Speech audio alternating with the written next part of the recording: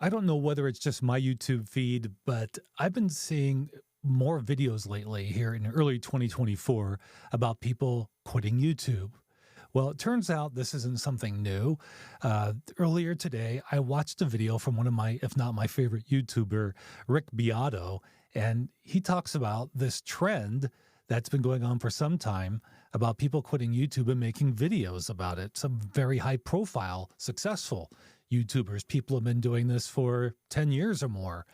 And he says he particularly finds it interesting about why YouTubers decide to hang it up, even though they've had a lot of success and their channels have become wildly popular. In fact, he says he enjoys these videos so much and has been watching them for years, as it turns out. He even watches reaction videos to these videos. And what is of particular interest to me is that Beato goes on to talk about in a video he made earlier today that he listens carefully as they talk about really what boils to them talking about YouTube as a job, that they have these set times, and this is very popular on YouTube.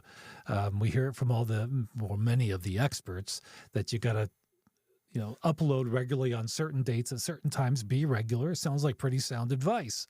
Well, Beato says that's really not what it's about for him. He makes videos about what he's interested in, and then he just uploads them when they're ready to be uploaded. So there's no firm schedule about that. In fact, he goes on to share he could be making a video that would be more successful in terms of having more viewers. He could have been doing that today rather than talking about YouTube quitting videos. But this is what he's really interested in. So therefore, that's what he's going to do. And he finishes the video and it gets uploaded. So what I hear him saying is that for him, YouTube may technically be a job, but it really doesn't feel like a job. In fact, he says this will be his last job, but it doesn't feel like a job. And I think that comes across when you watch Rick Beato. And even though he's known for music as a topic, early on it was all those "What Makes This Song Great" videos. I've been watching him for several years. And then he's moved on to do some fantastic interviews with well-known musical artists, really building a valuable library for future generations when it comes to these well-known artists like Sting and others. I remember when he first had Peter Frampton years ago, and that was a big coup, and man, he hasn't slowed down. He's really doing incredible work. But again, here he was talking about something that really wasn't about YouTube today. It's just what fascinates him and interests him. And so my takeaway from that is it's really kind of affirming for me, because I know all too often that we're supposed to upload if you really want to be successful on YouTube, by the popular definition of success, high view counts, audience retention throughout videos, and so on and so forth, and ultimately, revenue, that you got to stick to a niche. And although Rick Beato is about music, he's really more than anything, I think, about curiosity, excited, and sharing the learning and sharing the knowledge. And even outside of music, he's doing that now. In fact, this video, I watched it just a short time after it came out today, maybe a couple of hours during my lunch break, after a couple hours after it came out. And tonight, I see that it's trending. And it's been on my mind today because I love this notion that he's experienced the success by not being so niche, which is often what YouTubers are advised to do, and that he doesn't stick to an upload schedule, and that he runs with what interests him. And it made me think of like how I relate to my friend Christian. Christian and I, for several years now, we've enjoyed talking tech, photography gear, live streaming, especially, from the get-go with the early Periscope days. Periscope, you remember that? And then, the wildlife. And we just enjoyed, lately it's all been about AI and where that might be going and is going. That's where the passion is. And I think when you share what you're naturally curious about, that comes through in terms of the passion.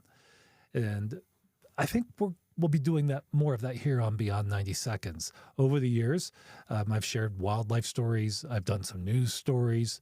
But what I've come to realize, I hit a milestone with a 60th birthday in December, what I've come to realize is even though I've been out of journalism now since 2000, early 2008, and spent 20 years in journalism, I still, when it comes to sharing on YouTube, I still have this inner voice that says I need to remain objective, or as objective as possible on all that I talk about and share. And that was the journalist in me. And I know that's not always popular with journalism today. It's a field that I think I would struggle to work in if it was television journalism, which is what I used to do, because there seems to be so much, let's call it advocacy journalism. And I always thought it was best to be a window to a story rather than a door that gets in the way. And was not about advocating social causes or anything like that. Just wanted to bring information, try to be as objective and as fair as possible, realizing that you could never get to that center line of true objectivity, but you want to get as close to it as possible.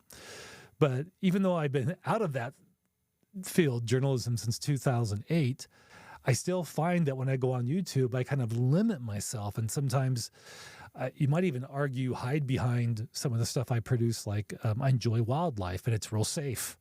And I'm not here to do a whole lot of soapbox stuff. And when I do on YouTube cover a bit of news, I still lean towards being a window to a story. But I think that there's a level here, I guess, of intimacy. And really what it boils down to is sharing more authenticity, which is something I hear a lot of talk about on YouTube recently, coincidentally, about who I am and where my curiosities are. And I'm hoping that you'll see more of that emerging as this channel goes forward in 2024.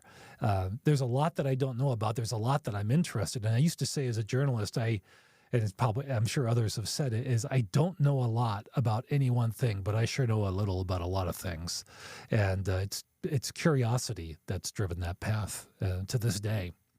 So yeah, my takeaway from the Rick Beato video, cool that he follows what he's interested in and doesn't just think of a subject that people will respond to and get big, hoping for big numbers. He just trusts his inner voice. And because he talks about what he's curious about and passionate about, that comes across. And it's not limited to that thin niche, in his case, music. It can go outside of that area.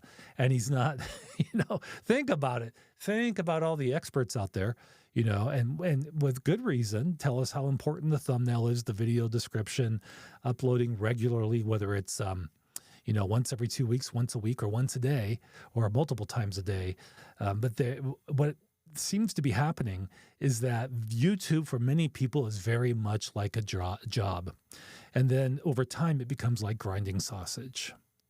Many of us who are a bit older, we've been there, we've done that. And it's not what feeds us in terms of our creative inspirations. So I celebrate the fact that Rick Beato follows his heart, follows his curiosity and his passions. And I think it's a good message for us to consider as you dedicate yourself to YouTube, because it can be a lot of work. It is what you make it. Some people can just riff and do videos like this one and just do it every single day and then just upload it, no editing, and they get very good results in terms of the analytics.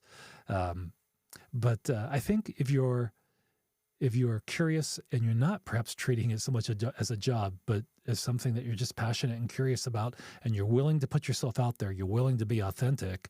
I think if you score your success as you define it, and with those parameters, how satisfying. And that's what I'm chewing on in my mind tonight. It's been with me all day, and it's been interesting to see that Rick Beato video has been trending tonight.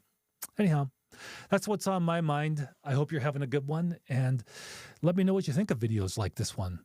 Feel free to share your thoughts in the comments, ask any questions. If you like it, give it a thumbs up, and you know the rest. Subscribe if you really like it, and we'll see where this all goes. I'll see you again soon. Thanks for watching.